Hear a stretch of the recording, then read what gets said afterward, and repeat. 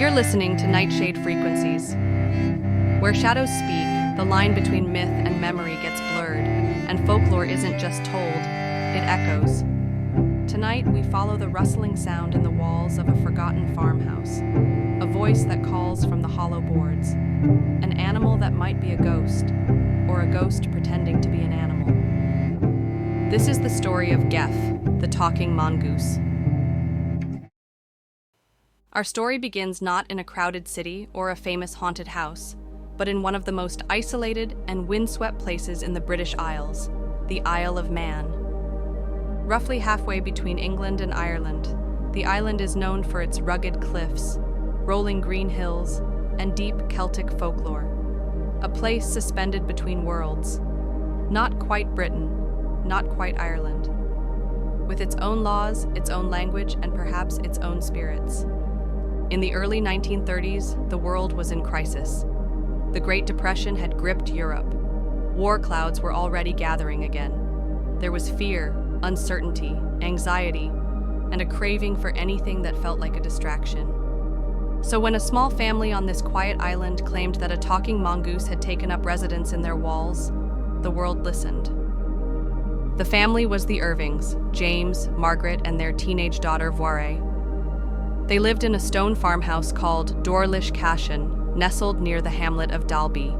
It was remote, cold, and, as they would soon discover, haunted in a way no one had seen before.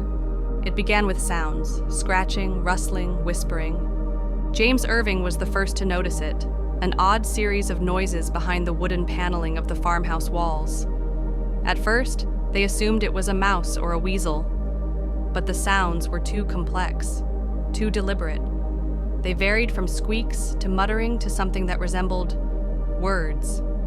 Then, one night, the Irvings heard something that couldn't be mistaken. A voice, small and high-pitched, laughing. It wasn't long before the voice introduced itself. Gef, spelled G-E-F. He claimed to be a mongoose, born in New Delhi, India, in 1852. He said he had traveled far, learned languages, and now, somehow, lived in the walls of this modest farmhouse. Gef claimed many things. That he was an extra clever mongoose. That he was a ghost. That he was a spirit. That he was not alive in the traditional sense, but not quite dead either. He told them, I am a freak. I have hands, and I have feet. And if you saw me, you'd faint. You'd be petrified. You'd be mummified, turned into stone, or a pillar of salt. Despite the strange introductions, the Irvings quickly found themselves accepting Gef's presence. He spoke with them at night. He eavesdropped on their conversations. He mimicked their voices. He seemed to know things he shouldn't, what neighbors were saying, what strangers were thinking. They say Gef had a sharp wit and a biting sense of humor. He once shouted, "I am the fifth dimension. I'll split the atom. I am the eighth wonder of the world." He told jokes, quoted scripture, even sang. But he wasn't always friendly. He would sometimes threaten them, say he could kill them in their sleep, then walk it back, assuring them he wouldn't. It wasn't all terror. Sometimes Gef helped. He hunted rabbits for the Irvings. He scared off mice. He warned them if they left the stove on, and even woke them up if they overslept. Voiré, the daughter, claimed she could talk to him for hours, that he was lonely, that he wanted to be heard, but not seen. They left him food on a hanging saucer near the ceiling, chocolates, biscuits, bananas. He took it only when no one was looking. Voiré once described Gef as the size of a small rat, with yellowish fur and a large bushy tail. Others said he was invisible. Some claimed he could slip through walls. One neighbor insisted they saw a blur running across the room and vanishing into the floorboards. No photographs exist, only artist interpretations. But Gef, it seems, didn't want to be seen, only heard. What made Gef so unsettling wasn't just the talking. It was how human he was. He was moody, emotional. He had favorites. He made political jokes. He once claimed to spy on the neighbors and would tell the Irvings what they were up to, before anyone else knew. He swore, he flirted, he lied, and sometimes he wept.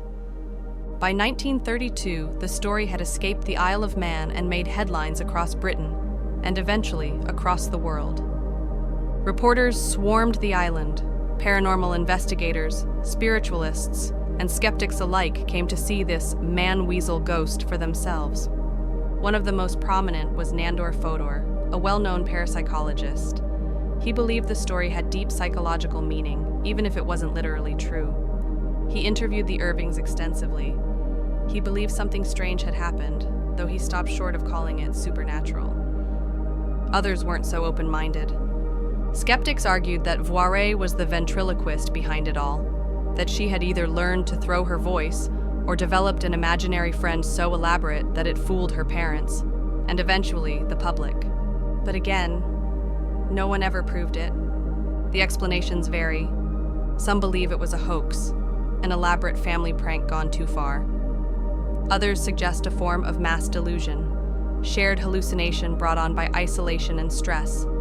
Some lean into the paranormal. Gef as a poltergeist, a spirit entity attracted to emotionally charged homes.